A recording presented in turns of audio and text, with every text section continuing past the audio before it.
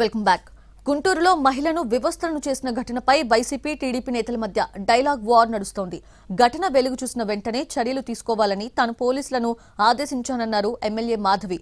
అయితే కేసు కట్టకుండా ఆపాలని ఎమ్మెల్యే మాధవి చూశారని ఆరోపించారు మాజీ మంత్రి పేర్ని నాని. ఒక వీడియో రిలీజ్ చేసిన తర్వాత రియాక్ట్ అయ్యామంటున్నారు. వీడియో ఆ రోజే ఆ బాధిత కుటుంబాలు తీసుకొచ్చి మాకు దాన్ని చూపించడం జరిగింది.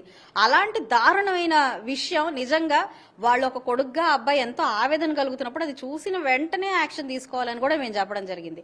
అలాగా ఆయన 24 గంటలు దాన్ని సమయాలాపన చేయడం వల్ల మేము కోప్పడితే దాన్ని రివర్స్ లో ఇంకా తీసుకోకపోవడానికి కారణం గల్లామాధవే, ఆపడానికి కారణం గల్లామాధవే. అంటే ఇంతకంటే హేయంగా రాజకీయ నీచత్వానికి ఇంతకంటే ఇంకొక కారణం ఉండదు. ఈ 2 రోజులు కూడా ఎందుకు లేట్ అయింది? కావాలని బేరసారాలు. ఏం బేరసారాలు వాడుతున్నామండి ఇక్కడ? 16 సాయంత్రం అంగన్వాడీ మీటింగుల తర్వాత నన్ను కలిశారు. వాళ్ళ కొడుకు ఒక వీడియో చూపించాడు.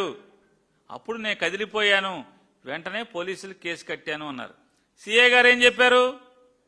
ఎమ్మెల్యే గారు అర్జీ మీద ఎండార్స్ చేసి పంపిస్తే నేను ఎఫ్ఐఆర్ విచారణ చేసి ఎఫ్ఐఆర్ కట్టాను అన్నారు. అంటే ఏంటి? నారా చంద్రబాబు నాయుడు గారు, లోకేష్ నాయుడు గారు, సమాజం చూస్తుంది. నిజం నిలకడ మీదైనా తెలుస్తుంది. మీ పాపం బద్దలైంది.